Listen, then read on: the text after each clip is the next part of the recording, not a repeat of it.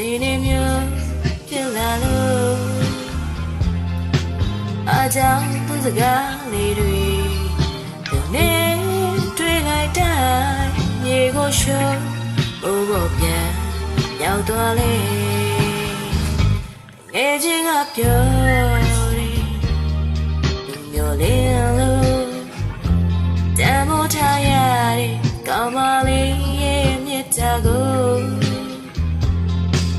ကျုပ်ပေါ်ချတ်ခွနဲ့တူအမောတမ်းပြောပြတော့ဘာပြန်ပြောလိုက်ရမှန်းဒီဘူးကွယ်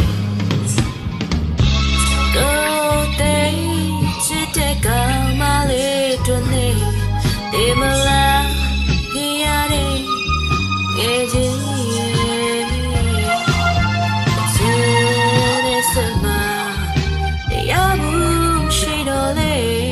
စိတ်မဆိုး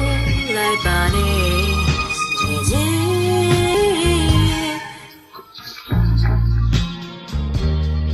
ကြိုတာကတော့ကိုရိုနီအောင်လို့နဲ့ဘယ်လိုမှမပတ်သက်ဘူး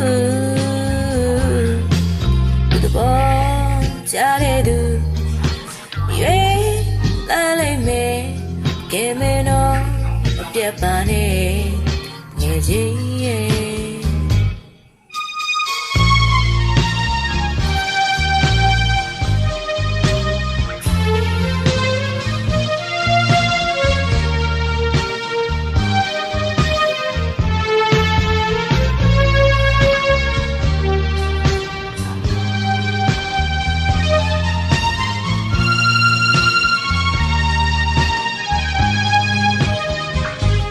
ဝင်ပြောဖို့လေ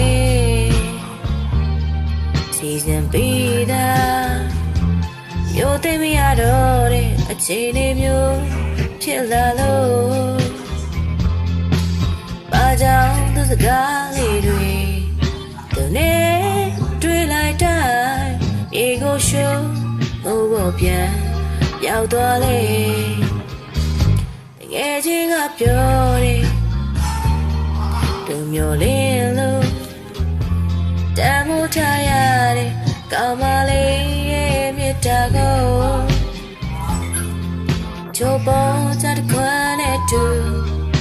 အမောတမ်းပြောပြတော့ဘာပြန်ပြောလိုက်ရမှန်းသိဘူးကွယ်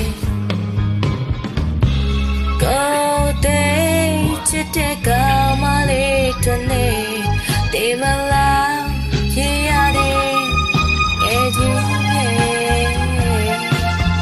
ချင်းနဲ့စမရဘူးမရှိတော့လေ